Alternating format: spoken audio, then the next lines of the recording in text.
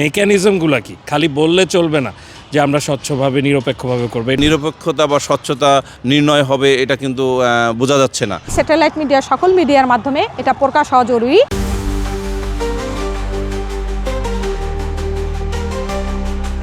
কারাগারে থাকা বন্দীরা পোস্টাল ব্যালটের মাধ্যমে ভোট দিয়েছেন এমন খবরে নতুন করে আলোচনা শুরু হয়েছে দেশের রাজনৈতিক অঙ্গনে।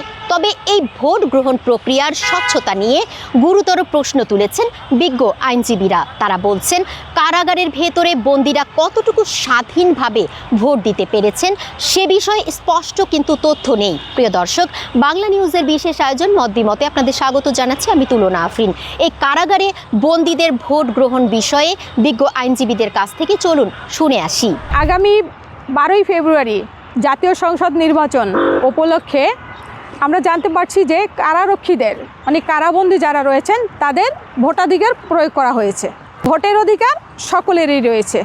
সেক্ষেত্রে আমি বলবো যে কারারক্ষীদের ভোটের যে প্রয়োগটা এটা সঠিকভাবে হয়েছে কিনা, বল প্রয়োগ করা হয়েছে কিনা বা অন্য কোনোভাবে প্রেশারাইজ করা হয়েছে কিনা সেটা কিন্তু সাধারণ জনসমক্ষে কোনোভাবে প্রকাশ হয়নি। কারারক্ষীরা তাদের মানে যে ভোটাধিকার এই যে অধিকার, এই অধিকারটা তারা সঠিকভাবে প্রয়োগ করছে কিনা এইটা কিন্তু জানানো উচিত বলে আমি মনে করি। সাধারণ জনসমক্ষ থেকে শুরু করে স্যাটেলাইট মিডিয়া সকল মিডিয়ার মাধ্যমে এটা প্রকাশ হওয়া জরুরি। আর যদি তাদের ভোটাধিকার সঠিকভাবে প্রয়োগ করতে না পারে তাহলে এই ভোটটা কীভাবে হয়েছে, এই ভোটটা কোন প্রক্রিয়ায় নেওয়া হয়েছে, এই প্রক্রিয়াটা যদি সঠিকভাবে না হয় তাহলে এই এই এই এই ভোটাধিকারের বিষয় নিয়ে একটা প্রশ্নবিদ্ধ হবে বলে আমি মনে করি। জেলখানায় আমাদের বর্তমান আরপিও 1972-এর অ্যামেন্ডমেন্ট অনুসারে বাংলাদেশের লফুল কাস্টডি বা জেলখানায় বন্দি থাকা কয়েদিদের যে ভোটের বিধান ব্যালট মানে পোস্টাল ব্যালটের মাধ্যমে করা হয়েছে, সেখানে একটি গ্রে এরিয়া রয়েছে। গ্রে এরিয়াটা কি? ওখানে কোনো পোলিং এজেন্ট থাকবে না, ওখানে নির্বাচনী এজেন্ট থাকবে না, প্রিজাইডিং অফিসার থাকবে না, সহকারী প্রিজাইডিং অফিসার থাকবে না, অর্থাৎ সাধারণভাবে যে ভোট স্বচ্ছতার নিরিখে যাদের উপস্থিতি হয় তারা কেউ থাকবে না। শুধু জেল কর্তৃপক্ষ বলা হয়েছে তারা এন্ডোর্সমেন্ট করবেন।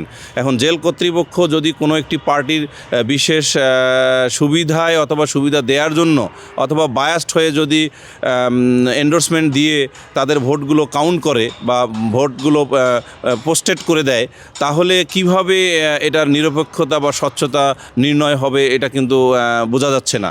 যার কারণে এই বিষয়টি আমাদের নির্বাচন কমিশন সহ সকল রাজনৈতিক দলের সোচ্চার হওয়া দরকার যে যাতে স্বচ্ছতা প্রকাশিত হয়। কিন্তু এখানে আমরা কিছু সমস্যার কারণ দেখতে পাচ্ছি। মূলত হলো এখানে আপনার কিভাবে করবে, এখানে পোলিং এজেন্টরা থাকার কোনো বিধান দেখতে পাচ্ছি না। এখানে কোনো থার্ড পার্টি অবজারভার যেগুলো আসলে রাখা হয় নিশ্চিত করবার জন্য যে ভোটটা একদম স্বচ্ছভাবে হয়েছে।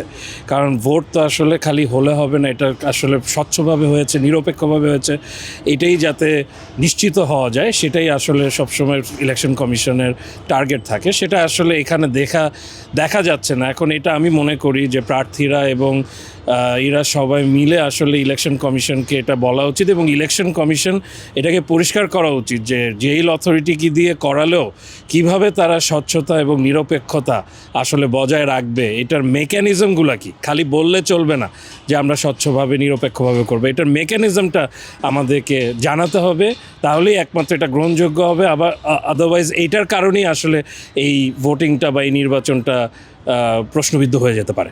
পোস্টাল ব্যালট একটি সংবেদনশীল প্রক্রিয়া। আইনজীবীরা বলছেন, এখানে স্বচ্ছতা নিশ্চিত না হলে পুরো ভোট ব্যবস্থার বিশ্বাসযোগ্যতা প্রশ্নের মুখে পড়তে পারে। তুলনা আফরিন, বাংলা নিউজ 24, ঢাকা।